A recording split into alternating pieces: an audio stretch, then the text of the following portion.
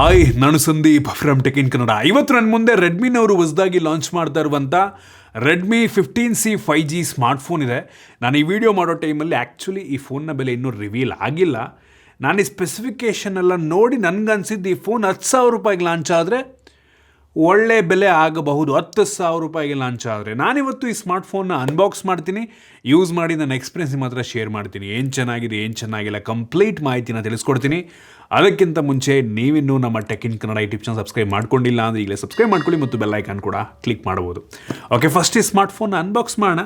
ಈ ಬಾಕ್ಸ್ ಮೇಲೆ massive 6000 mAh battery ಮತ್ತು free charger in the box ಅಂತೆ. ಓ ಮೈ ಗಾಡ್, ದೊಡ್ಡ ವಿಷಯ ಗುರು. ಬಾಕ್ಸ್ ಒಳಗೆ ಚಾರ್ಜರ್ ಕೊಟ್ಟಿದ್ದಾರಂತೆ. ದೊಡ್ಡ ವಿಷಯ ಅನ್ನೋ ಥರ ಬಾಕ್ಸ್ ಮೇಲೆ ಬೇರೆ ಹಾಕೋರೆ. ಈ ಬಾಕ್ಸನ್ನು ಓಪನ್ ಮಾಡಿದ ತಕ್ಷಣ ಇದ್ರೊಳಗಡೆ ನಮಗೆ ಡೈರೆಕ್ಟಾಗಿ ಒಂದು ಸ್ಮಾರ್ಟ್ಫೋನ್ ನೋಡೋಕ್ಕೆ ಸಿಗ್ತಿದೆ. ನೋಡೋಕ್ಕೆ ಚೆನ್ನಾಗಿರೋ ರೀತಿ ಇದೆ. ಇದ್ರ ಕೆಳಗಡೆ ಇನ್ನೊಂದು ಬಾಕ್ಸು, ಅದರಲ್ಲಿ ಒಂದು ಸಿಮ್ ಎಲೆಕ್ಷನ್ ಪಿನ್ನು, ಆಮೇಲೆ user manual, quick start guide ಮತ್ತು ವಾರಂಟಿ ಕಾರ್ಡು, ಮತ್ತೊಂದು ಟ್ರಾನ್ಸ್ಪರೆಂಟ್ ಬ್ಯಾಕ್ ಕವರ್ ಸಿಗ್ತಿದೆ. ಬ್ಯಾಕ್ ಕವರ್ ಕ್ವಾಲಿಟಿ ಚೆನ್ನಾಗಿದೆ. ಇದ್ರ ಕೆಳಗಡೆ 33 ವ್ಯಾಟ್ನ ಫಾಸ್ಟ್ ಚಾರ್ಜಿಂಗ್ ಅಡಾಪ್ಟರ್ ಕೊಟ್ಟಿದ್ದಾರೆ. ಈ ಪ್ರೈಸ್ ರೇಂಜ್ಗೆ ಒಳ್ಳೆಯದು. ನಂತರ ಕೊನೆಯದಾಗಿ USB Type-C charging cable, type A ಇಂದ Type-C ಕೇಬಲ್ನ ಕ್ವಾಲಿಟಿ ಕೂಡ ಚೆನ್ನಾಗಿದೆ. ಇನ್ನು ಡೈರೆಕ್ಟಾಗಿ ಸ್ಮಾರ್ಟ್ಫೋನಿಗೆ ಬಂತು ಅಂದರೆ ಈ ರೀತಿ ನೋಡೋಕ್ಕೆ ಸಿಗುತ್ತೆ. 211 ಗ್ರಾಮ್ ವೆಯ್ಟ್ ಇದೆ ಮತ್ತು 8 mm ಥಿಕ್ನೆಸ್ಸನ್ನು ಹೊಂದಿರುವಂಥ ಸ್ಮಾರ್ಟ್ಫೋನು. ಈ ಫೋನ ಫ್ರಂಟಲ್ಲಿ ಟಿಯರ್ ಡ್ರಾಪ್ ನಾಚನ್ನು ಕೊಟ್ಟಿದ್ದಾರೆ. ಈ ಪ್ರೈಸ್ ರೇಂಜಿಗೆ ಪಂಚೋಲ್ ಕೊಡಬೇಕಾಗಿತ್ತು, ಸ್ವಲ್ಪ ಕಡಿಮೆ ಆಯಿತು ನಂಗೆ ಅನ್ನಿಸ್ತಂಗೆ. ಎಷ್ಟೋ ಬ್ರ್ಯಾಂಡ್ಗಳು ಈ ಬೆಲೆಗೆ ಪಂಚೋಲ್ ಕ್ಯಾಮ್ರಾ ಕೊಡ್ತಾರೆ. ಆಲ್ರೆಡಿ ಅವರೇ ಸ್ಕ್ರೀನ್ ಗಾರ್ಡ್ ಹಾಕಿದ್ದಾರೆ. ಬೆಸಲ್ಸ್ ಎಲ್ಲ ಓಕೆ, ಬಾಟಮ್ ಬೆಸಲ್ ಸ್ವಲ್ಪ ಜಾಸ್ತಿ ಇದೆ, ಓಕೆ ಅಂತೀನಿ. ಫ್ರಂಟಲ್ಲಿ ಯಾವ ಗ್ಲಾಸ್ ಅಂತ ಸ್ಪೆಸಿಫೈ ಮಾಡಿಲ್ಲ. ಗ್ಲೋಬಲ್ ವೇರಿಯಂಟಲ್ಲಿ ಗೊರಿಲ್ಲಾ ಗ್ಲಾಸ್ 3 ಅಂತ ಇತ್ತು. ಇದಕ್ಕೆ ಯಾವ ಗ್ಲಾಸ್ ಹಾಕಿದಾರೋ ಗೊತ್ತಿಲ್ಲ. ಇಂದಕ್ಕೆ ಬಂತು ಅಂತ ಅಂದರೆ ಪ್ಲಾಸ್ಟಿಕ್ ಬ್ಯಾಕು, ಗ್ಲಾಸಿ ಫಿನಿಶು, ಸ್ಮಡ್ಜಸ್ ಆದರೂ ಕೂಡ ಅಷ್ಟಾಗಿ ಕಾಣೋದಿಲ್ಲ. ಡಿಫ್ರೆಂಟ್ ಟೆಕ್ಸ್ಚರ್ ನಮಗೆ ನೋಡೋಕ್ಕೆ ಸಿಗ್ತಿದೆ. ಈ ನೀಲಿ ಬಣ್ಣ ಒಂಥರ ಚೆನ್ನಾಗಿ ಕಾಣ್ತಾ ಇದೆ. ನಮಗೆ ಫೋನಲ್ಲಿ ನಾಮಕಾವಸ್ಥೆ 2 ಕ್ಯಾಮ್ರಾ ಇದೆ ಮತ್ತು ಸಿಂಗಲ್ LED ಫ್ಲ್ಯಾಶನ್ನು ಕೊಟ್ಟಿದ್ದಾರೆ. ಈ ಫೋನಲ್ಲಿ USB Type-C ಪೋರ್ಟ್ ಇದೆ, ಹೆಡ್ಫೋನ್ ಜಾಕ್ ಇದೆ ಮತ್ತು ಡೆಡಿಕೇಟೆಡ್ SD ಕಾರ್ಡ್ ಸ್ಲಾಟನ್ನು ಕೂಡ ಕೊಟ್ಟಿದ್ದಾರೆ.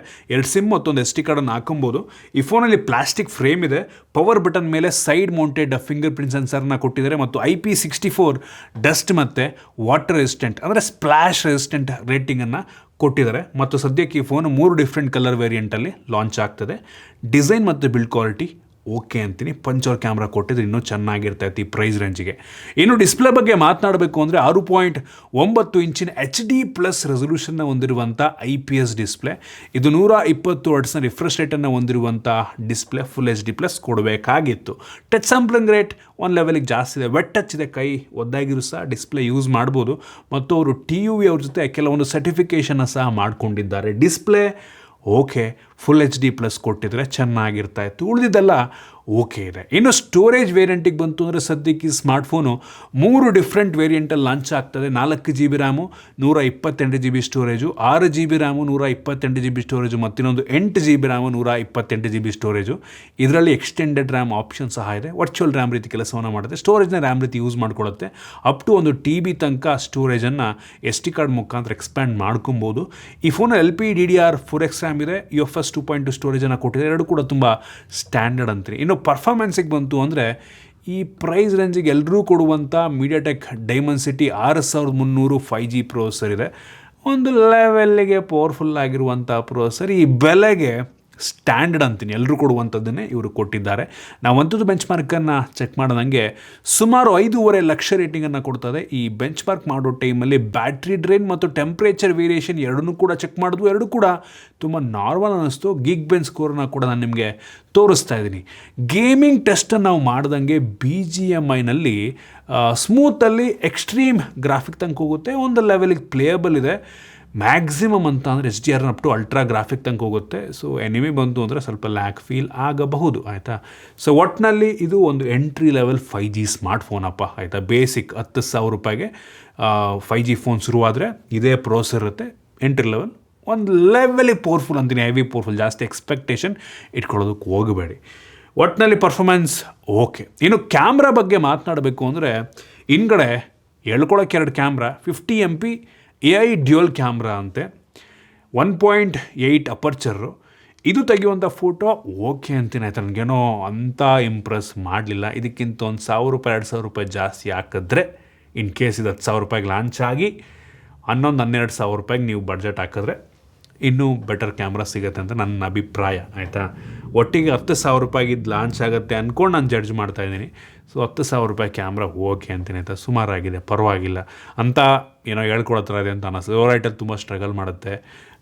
ಡೇ ಲೈಟು ಪರವಾಗಿಲ್ಲ, ಝೂಮ್ ಮಾಡಿದ್ರೆ ಅಷ್ಟೊಂದು ಡೀಟೇಲ್ ಇದೆ ಅಂತ ನನಗೆ ಅನ್ನಿಸ್ಲಿಲ್ಲ. ಒಳಗಡೆ ಇಂಡೋರಲ್ಲಿ ತೆಗೆದ್ರು ಅಂತೂ ತುಂಬ ಕಷ್ಟಪಡ್ತಾಯಿದೆ ಅಂತ ಅನ್ನಿಸ್ತು. ಇನ್ನೊಂದು ಏನೋ AI ಕ್ಯಾಮ್ರಾ ಅಂತದ್ದು ಏನಕ್ಕೆ ಯೂಸ್ ಆಗುತ್ತೋ ಅವ್ರಿಗೆ ಗೊತ್ತು. ಇನ್ನು front camera 8 MP f2.0 aperture. Front camera ಕೂಡ ಅಷ್ಟೇ ಅಂತ ಅನ್ನಿಸ್ತು, ಅಂತ ಏನು ಇಂಪ್ರೆಸ್ ಮಾಡಲಿಲ್ಲ. ರೇರ್ ಕ್ಯಾಮ್ರಾ ಫ್ರಂಟ್ ಎರಡೂ ಕೂಡ ಫುಲ್ ವಾಸ್ಟ್ ಔಟ್ ಆಗಿರೋ ಥರ ಔಟ್ಪುಟ್ ಬರ್ತಾಯಿದೆ. ಫೇಸೆಲ್ಲ ಒಂಥರ ಬೆಳ್ಳಕ್ಕೆ ಸುಣ್ಣ ಬಳ್ದಂಗೆ ಔಟ್ಪುಟ್ ಬರುತ್ತೆ ಅಂತಾರಲ್ಲ, ಹಂಗೆ ಬರ್ತಾಯಿದೆ. ಆ ಸ್ಯಾಂಪಲ್ ನಾನು ನಿಮಗೆ ಪ್ರತಿಯೊಂದು ಕೂಡ ತೋರಿಸ್ತಾ ಇದ್ದೀನಿ. ನಾರ್ಮಲ್ ಕ್ಯಾಮ್ರಾ, ತುಂಬ ಬೇಸಿಕ್ ಎಂಟ್ರಿ ಲೆವೆಲ್ ಕ್ಯಾಮ್ರಾ ಅಂತಿನ ಒಟ್ಟಿಗೆ.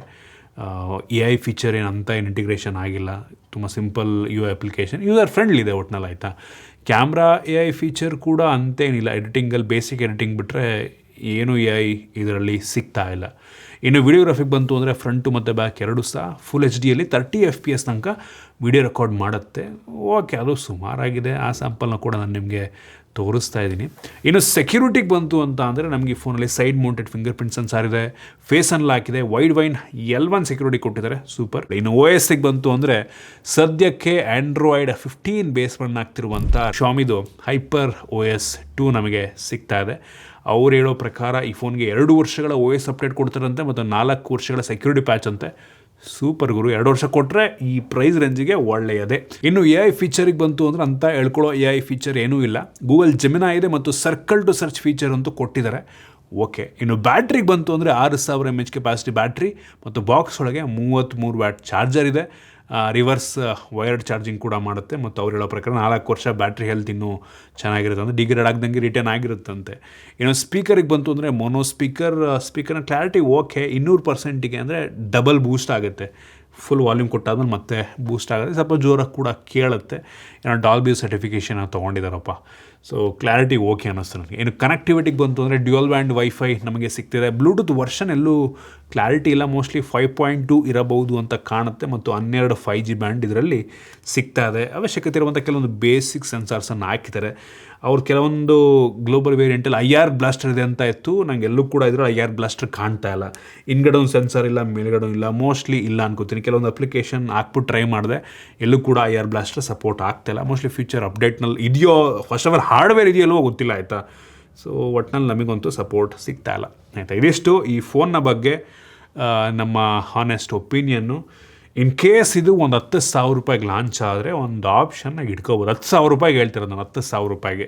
ಇನ್ನೂ ಕಡಿಮೆಗೆ ಲಾಂಚ್ ಆದರೆ ಒಳ್ಳೇದು. ನಂಗೆ ಅನ್ನಿಸ್ದಂಗೆ ಒಂದು 9,000-9,500 ರೂಪಾಯಿಗೆ ಬೇಸ್ ವೇರಿಯಂಟ್ ಲಾಂಚ್ ಆದರೆ ಸರಿ ಅನಿಸುತ್ತೆ, ಆಯಿತಾ, ನನ್ನ ಪ್ರಕಾರ. ನೋಡೋಣ ಎಷ್ಟಕ್ಕೆ ಲಾಂಚ್ ಮಾಡ್ತಾರೆ ಅಂತ ನೋಡಿ. 10,000 ರೂಪಾಯಿಗೆ ಲಾಂಚ್ ಮಾಡಿದ್ರೆ ತೊಗೊಳ್ಳಿ, ಒಂದು ಆಪ್ಷನ್ನಾಗಿ ಇಟ್ಕೊಳ್ಳಿ. ಅದ್ರ ಮೇಲಾದರೆ ಬೇಡ, ನನ್ನ ಒಪಿನಿಯನ್. ಇದಿಷ್ಟು ಈ ಫೋನ್ ಬಗ್ಗೆ ನನಗನ್ಸಿದ್ದು. ನಿಮ್ಗೇನು ಅನ್ನಿಸ್ತು ಕಾಮೆಂಟ್ ಮಾಡಿ. ಇಷ್ಟ ಆಗಿದ್ರೆ ಲೈಕ್ ಮಾಡಿ, ಶೇರ್ ಮಾಡಿ. ಇದೇ ರೀತಿ ನಮ್ಮ ಬೇರೆ ಬೇರೆ ವೀಡಿಯೋಗಳಿಗೆ ನಮ್ಮ tech in Kannada YouTube channel subscribe ಮಾಡ್ಕೊಂಡಿಲ್ಲ ಅಂದರೆ ಸಬ್ಸ್ಕ್ರೈಬ್ ಮಾಡ್ಕೊಳ್ಳಿ ಮತ್ತು ಬೆಲ್ ಐಕನ್ ಕೂಡ ಕ್ಲಿಕ್ ಮಾಡ್ಬೋದು. ಸಿಗೋಣ ಮತ್ತೆ ಮುಂದಿನ ವೀಡಿಯೋದಲ್ಲಿ.